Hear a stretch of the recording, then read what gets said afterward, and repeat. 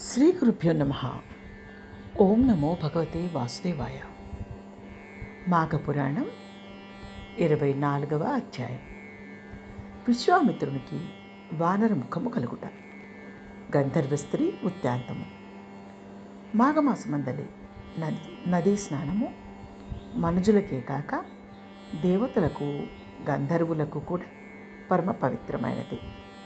మాఘమాసంలో ఒక గంధర్వుడు తన భార్యతో భూలోకానికి వచ్చి గంగానదిలో స్నానం చేశాడు. అతని భార్య మాత్రం స్నానం ఆచరించనని చెప్పడం వలన ఆమె దైవత్వం నశించి గంధర్వ లోకానికి వెళ్ళలేకపోయింది.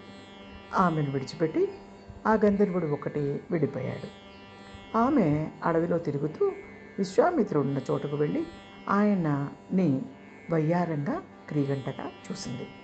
ఆమె అందము యవ్వనము చూసిన విశ్వామిత్రుడు తన్మయుడై ఆమెను ప్రేమించాడు. ఇద్దరు కామక్రీడల్లో తేలియాడసాగారు.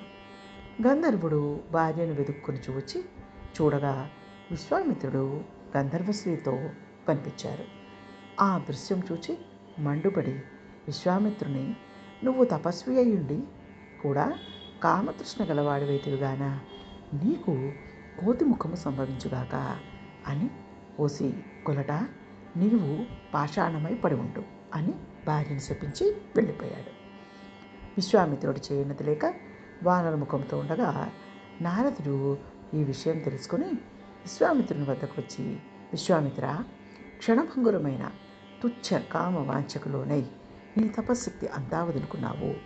గంగానదిలో స్నానం చేసి నీ కమండలముతో గంగాజలం తెచ్చి ఈ పాషాణంపై చల్లు అని నారదుడు చెప్పగా విశ్వామిత్రుడు గంగానదిలో స్నానం చేసి విష్ణువును ధ్యానించి కమండలంతో నీరు తెచ్చి పాషాణంపై చల్లాడు.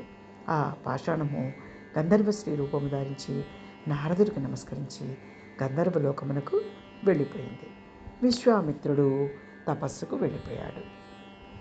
ఓం నమో భగవతే వాసుదేవాయ. ఇది మాఘపురాణము 24వ అధ్యాయము. లోకా సమస్త సుఖినో భవంతు.